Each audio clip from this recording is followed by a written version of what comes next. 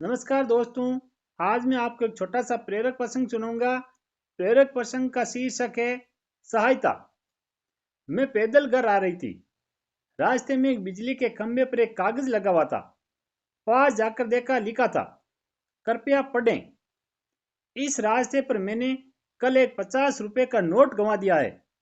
मुझे ठीक से दिखाई नहीं देता। जिसे भी मिले कृपया इस पते पर दे सकते हैं।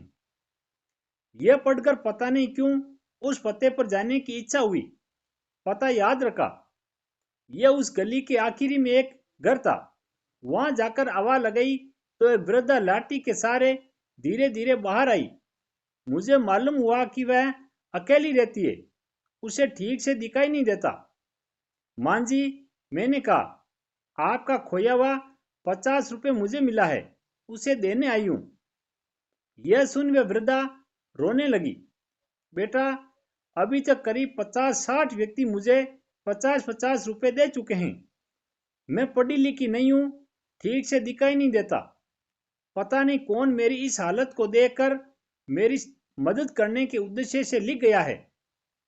बहुत ही कहने पर माँ जी ने पैसे तो रख लिए, पर एक विनती की, बेटा, वह मैंने नहीं लिखा, किसी ने मुझ पर तरस खाकर लिखा होगा। जाते जाते उसे फाड़कर फेंक देना बेटा। मैंने हाँ कहकर टाल तो दिया, पर मेरी अंतरात्मा ने मुझे सोचने पर मजबूर कर दिया कि उन 50-60 लोगों से भी माँ ने यही कहा होगा। किसी ने भी नहीं पढ़ा। जिंदगी में हम कितने सही और कितने गलत है, ये सिर्फ दो ही शख्स जानते हैं, परमात्मा और अपनी अंतरात्मा। मेरा हृदय उस व्यक्ति के प्रति कृतज्ञता से भर गया जिसने इस वृद्धा की सेवा का उपाय ढूंढा। सहायता के बहुत से मार्ग हैं, पर इस तरह की सेवा मेरे हृदय को छू गई और मैंने भी उस कागज को फाड़ा नहीं।